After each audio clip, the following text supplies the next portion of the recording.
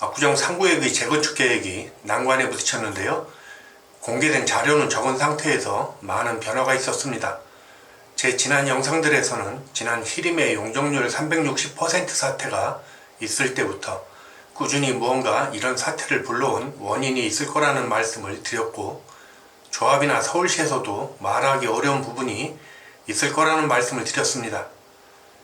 어떤 분들은 제가 왜 갑자기 무슨 의도로 반조합이 되었냐 하는 말씀을 하시는데, 저는 반조합이 아닙니다. 그럴 이유도 없고 제가 그렇게 해서 생기는 이득도 전혀 없습니다.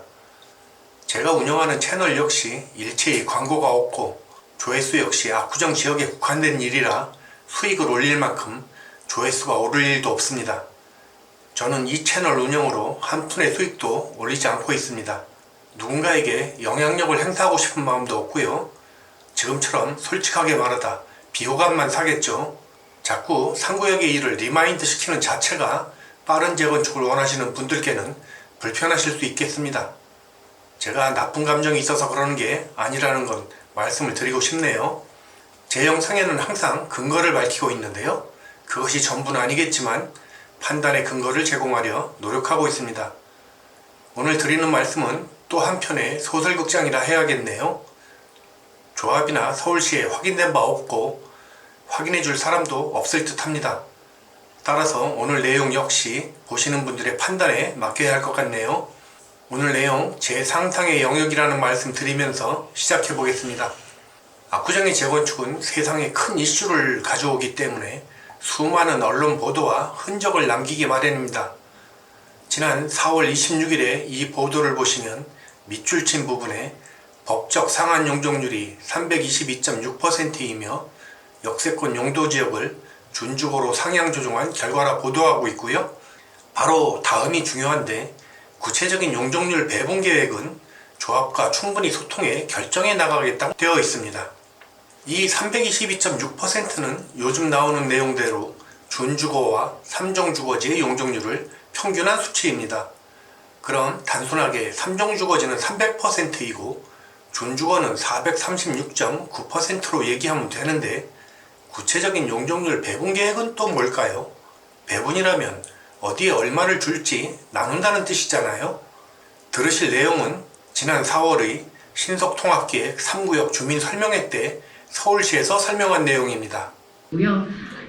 남북 간의 보행통경축이 30m, 20m가 뚫리게 됩니다. 용적률에 대한 부분들은 저희가 그 보행교라는 특수성을 가지고 있는 그런 공공기여 시설들을 주민분들이 제안을 해주셨기 때문에 지금 상종주거지역하고 준주거지역의 평균 용적률 개념으로 봤을 때 한 320% 정도 수준이 되지 않을까 생각을 하고 있습니다만, 구체적인 용적률 배분 계획에 대해서는 저희가 조합하고 충분히 소통해서 구체화해 나가도록 하겠습니다. 저는 여기서 반복되는 평균 용적률이라는 단어를 왜 그렇게 강조하나 싶었습니다. 평균 용적률이 320%로 예상이 되는데 구체적인 배분 계획에 대해서는 조합과 소통해서 결정을 하겠다 하고 있어요. 지금처럼 3종지가 300%이고 준주거가 436.9%다 하면 배분할 게 뭐가 있겠습니까? 그냥 그대로 하면 되죠.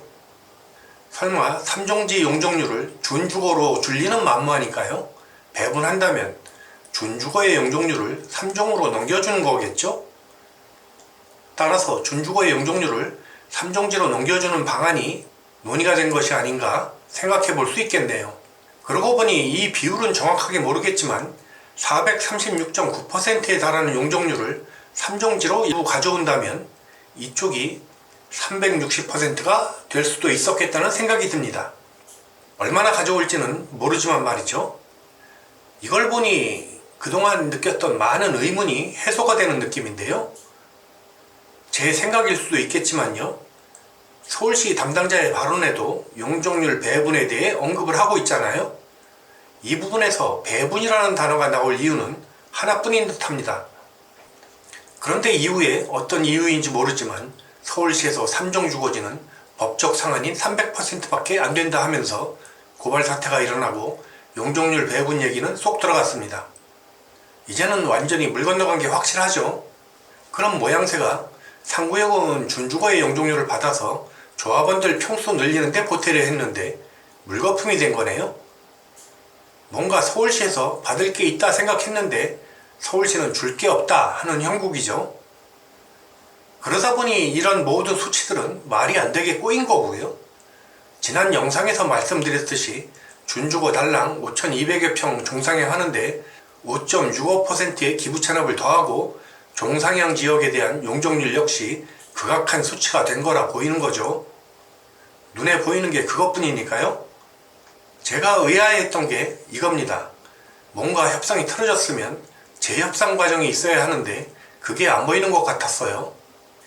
이게 이런 협상 조건들에 따라서 모든 기부 찬압과 시설들 규모와 위치가 다 정해졌을 거거든요.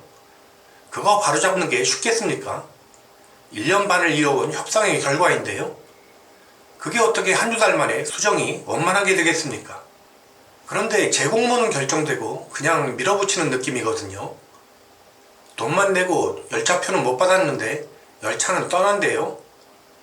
이걸 보고 나니 다른 수치들을 비교하는 행위들이 의미가 없어지는 듯합니다. 이리저리 꼬인 숫자들이 제대로 설명될 리가 없죠. 받을 것과 줄 것에서 줄 것만 남고 받을 건 사라진 거 아닙니까? 이대로 가는 걸까요? 오늘 소설극장 마치겠습니다. 감사합니다.